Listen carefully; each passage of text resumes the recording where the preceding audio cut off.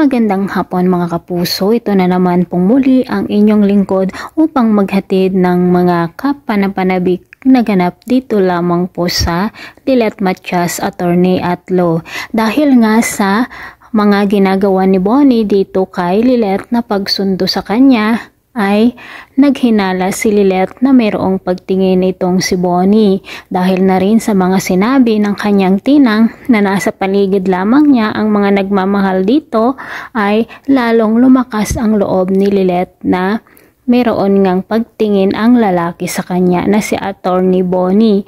Dahil na rin dito sa mga ginagalaw ni Lilet ay napansin ng kanyang bestie na in love na nga itong si Lilet. Pero hindi naman sinabi ni Lilet kay bestie na crush nga niya itong si Bonnie.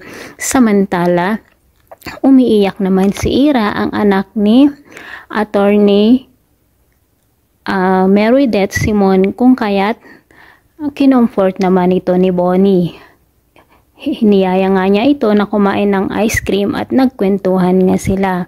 Mukhang dito na mapupunta ang pagtingin ni Bonnie dahil nga yung titig nila sa isa't isa ay kakaiba naman po talaga. Nako, naging assuming na rin talaga ang ating Attorney Lilet Matias mga kapuso. At sa pag-uusap nga ng pamilya De Leon sa hapagkainan, nagtalo na naman ang dalawang mag-asawa dahil nga dito kay Meredith Simons. Tinawagan naman ni Ino si Trixie at ikwento nga niya ang nangyayari sa kanilang pamilya. Sinabi naman ni Trixie na same daw sila na laging nag-aaway ang kanilang mga magulang. Pero sana kapag sila na ang nagkapamilya ay hindi magiging ganito ang kanilang buhay may asawa. Samantala, kinaumagahan nga dahil susunduin ni Bonnie si Lilet ay may palipstick pa ito mga kapuso. At dito na lalong nagtaka ang kanyang bestie dahil sa nakita nga niyang galaw ng kanyang bestie na si Lilet.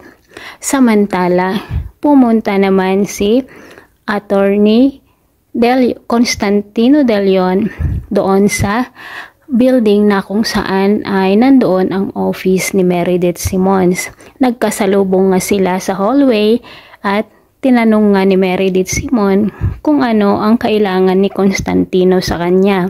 Ano kaya ang pag-uusapan nilang dalawa at bakit pinuntahan ni Constantino De Leon ang kanyang ex noon na si Meredith Simon.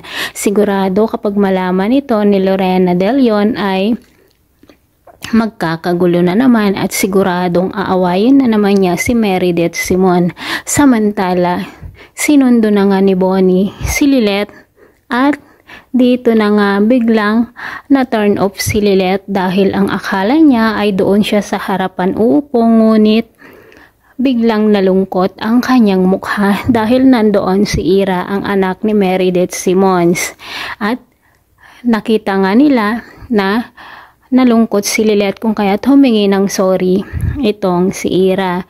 Sinabi naman ni Bonnie na kasama daw niya si Ira at napag-usapan daw nila na ihatid si Lilet doon sa DNR. Nako, Diyos ko, ang akala naman natin ay magkakaroon na ng love life si Lilet, ngunit hindi naman pala mga kapuso. At ang alam ko ay magkapatid nga na sa ina ang dalawa na si Ira at Lilet Matias. So abangan po natin ang mga susunod pang ganap dito lamang po sa Lilet Matias Attorney at Law. Maraming salamat po sa panonood. Bye-bye!